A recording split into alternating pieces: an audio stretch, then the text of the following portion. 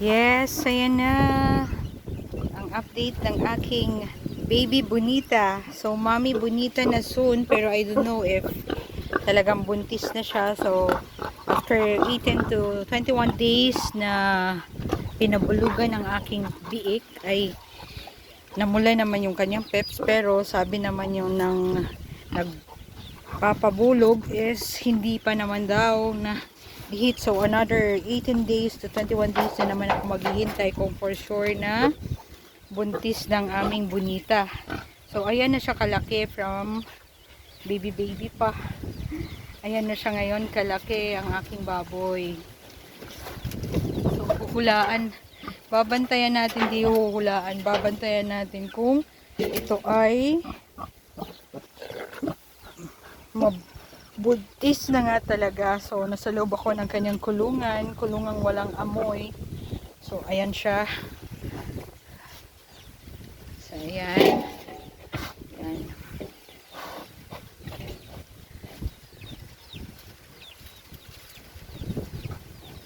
So, nahiga na naman ang ating baboy. Oh.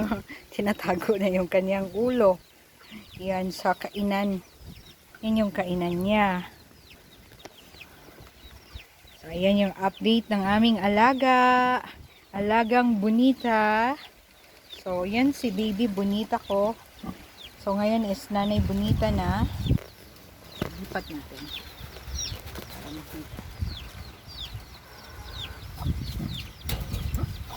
So, ayan siya. So, ayan yung aking baby Bonita. So, mami Bonita na to. Kung mabubuntis siya.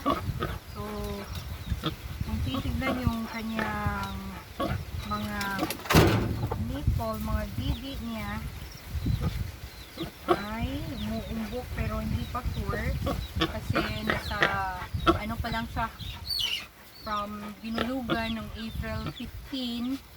So today is May 18.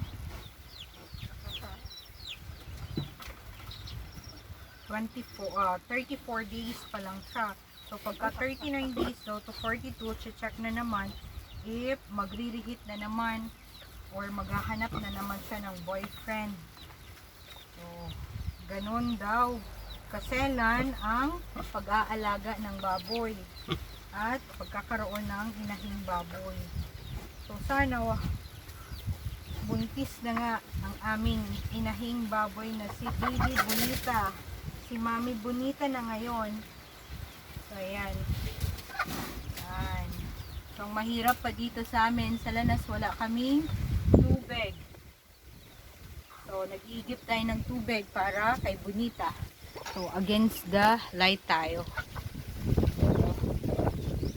Ito. Para makita nyo ang aking baliktad natin. So, ayan siya. Ayan.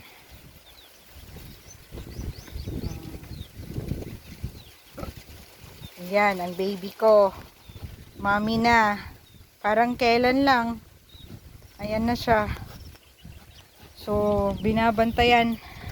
So, ngayon Sunday, hindi ako nagbukas ng aming mumunting at maliit na tindahan. So, minomonitor ko yung mga aking alaga, manok, at saka ito.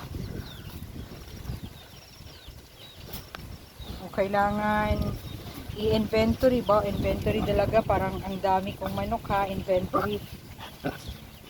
So, mayroon na ako.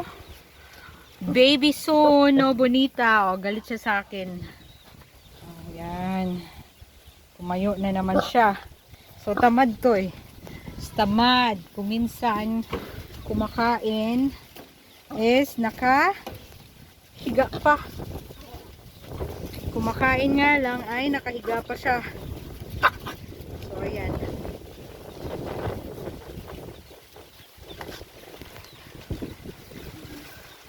So, ganyan na siya kalaki, oh. Okay. Super laking baboy na talaga siya. So, I don't know if meron ng laman yung kanyang tummy. Ayan.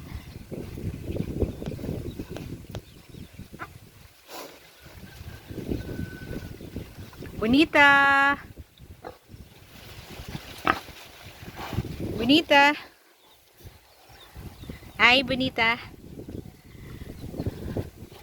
So anyways, yan lang muna ang update kay Bonita.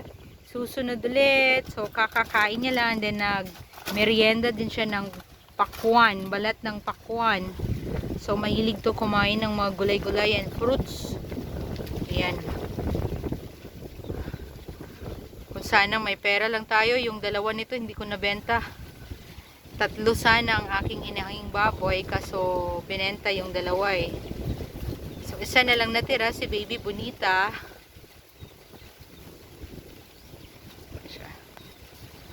So, bye-bye. For now, this is my Baby Bonita update.